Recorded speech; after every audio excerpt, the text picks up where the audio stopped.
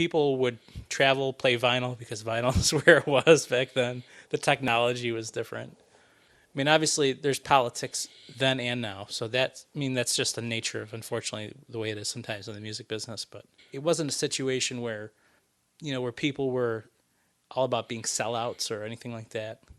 Now everybody wants to make a buck these days. Back then, people got into it because they liked it and they had fun.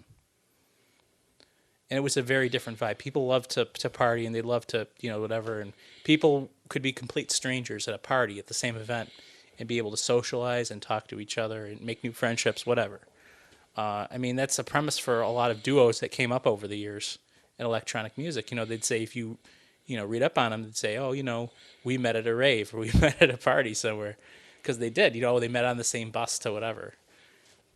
And there's truth in that because, I mean, obviously it did happen with those guys, but, I mean, just goes to show you what I was just saying. The whole spectrum of the scene itself was very different. It was more of a community. Back then, community. Now it's just turned into a mess. Some people liked the fact when things were going mainstream, and some people didn't. There's certain things that have worked out for pros and cons in today's end of the music business, electronic music and things.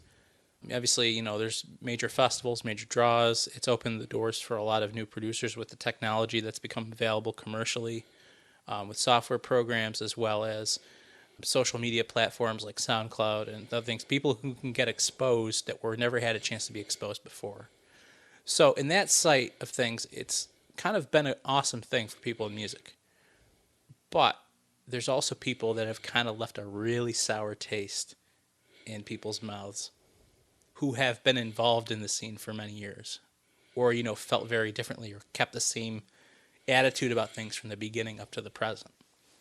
I mean, you look at guys like, David Guetta, Steve Angelo, Paris Hilton. You look at these people and you see them constantly ridiculed and criticized.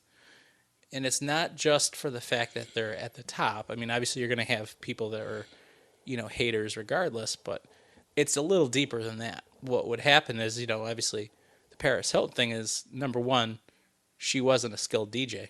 She was somebody that literally got a slot in Ibiza, which people would dream of, would fight tooth and nail. You'd have people who were skilled DJs, front and back that could do things a lot better than her.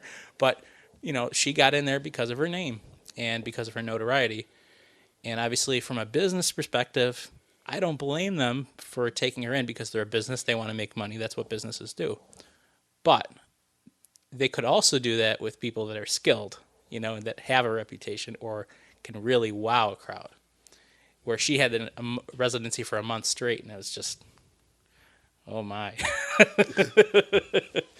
I mean, you got other guys, like I said, Steve Angelo and, Swedish House Mafia, those guys, which are now departed, but there's videos of some of these guys playing, quote unquote live sets.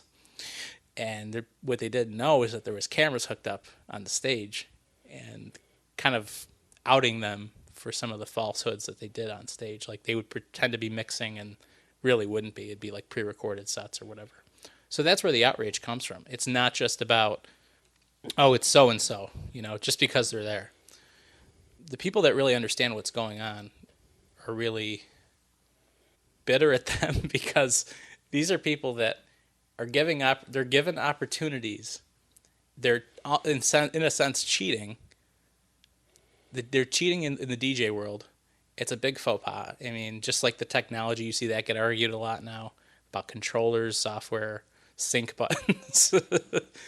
People that really didn't want to learn the craft or anything, or people who just got lazy or for one reason or another. Everybody wants to be a DJ, but nobody wants to be a DJ.